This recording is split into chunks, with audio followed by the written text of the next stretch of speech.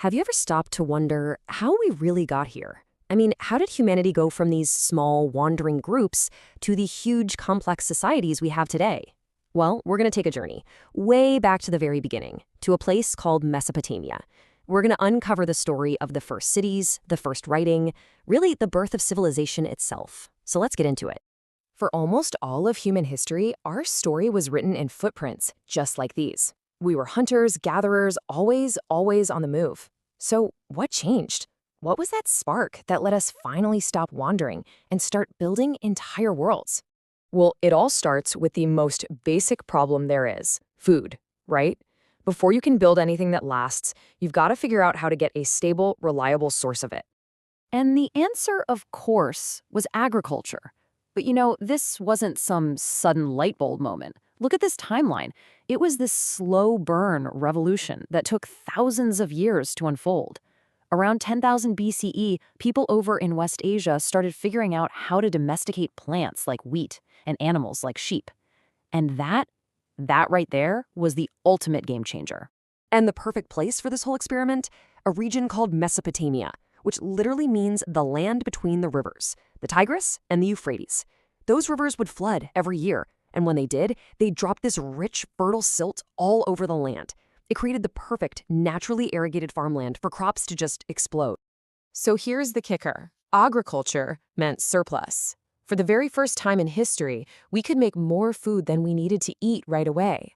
And that meant we could finally stay in one place, build permanent homes, and our populations could start to grow. But solving one problem created a whole new one. With everyone living together in one spot and the population just booming, a brand new challenge popped up. How do you organize all of these people? This people problem is exactly what led to the rise of the very first cities. I mean, really think about it for a second. Suddenly, you've got thousands of people living side by side. You've got grain that needs to be stored, goods that need to be traded, arguments that need to be settled. The old way of organizing a small nomadic group, it just wasn't going to cut it anymore. The solution was this totally radical new idea, urbanism.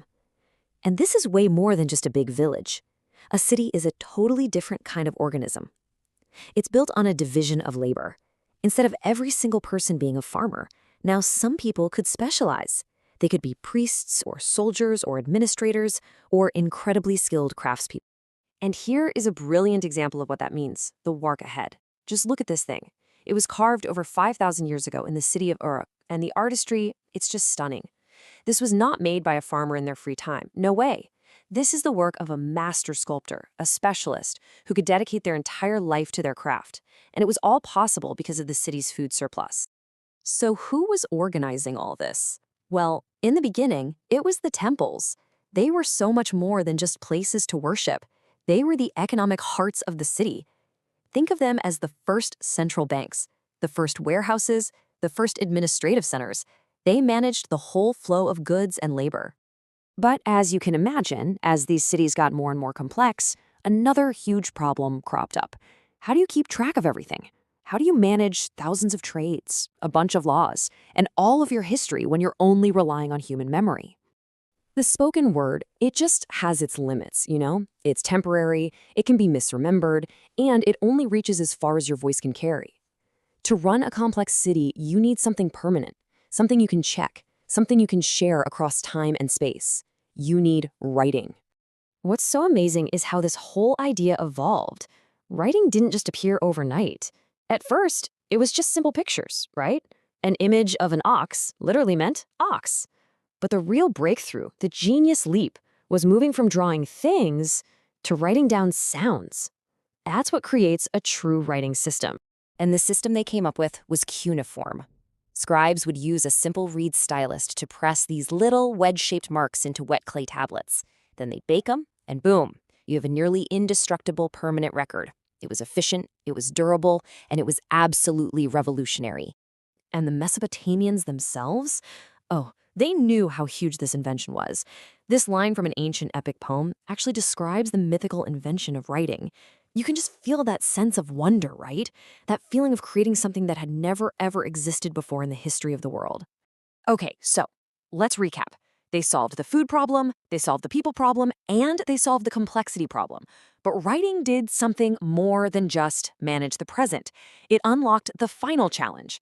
How do you preserve and build on knowledge for the future? Once you can write things down, you can do so much more than just count bags of grain. You can record history as it happens, you can write down laws for everyone to see, you can explore really complex math, you can map the stars, and you can even create these profound works of literature that ask the biggest questions of all. Take a look at this number. 60. Just 60. What does that make you think of? Time, that's right. Every single time you check your watch, you are using a mathematical system that was invented in ancient Mesopotamia. Their base 60 system is a direct legacy we live with every single day. It's a little piece of their world, still ticking away in ours. How cool is that? And they didn't just create knowledge, they wanted to collect all of it. King Ashurbanipal's library at Nineveh, this was a truly monumental achievement. He sent his scribes all over the empire with one mission: find and copy every tablet, every story, every scrap of knowledge you can get your hands on. It was, for all intents and purposes, the world's first great library. And inside that library were treasures like the Epic of Gilgamesh. This is one of the very first great works of literature in all of human history. It tells this amazing story of a king who has to deal with his own mortality, with friendship, with the meaning of life. The same questions we're all still asking today. So here's the bottom line. The mud brick cities of Mesopotamia, they're gone. They've turned back into the dust of the desert. But their solutions, agriculture, cities, writing, law, literature, those aren't just ideas. They are the very foundations of the world we're all living in right now. Which really leaves you with a question, doesn't it? What are the big ideas we're pressing into our clay tablets today for the civilizations of the future?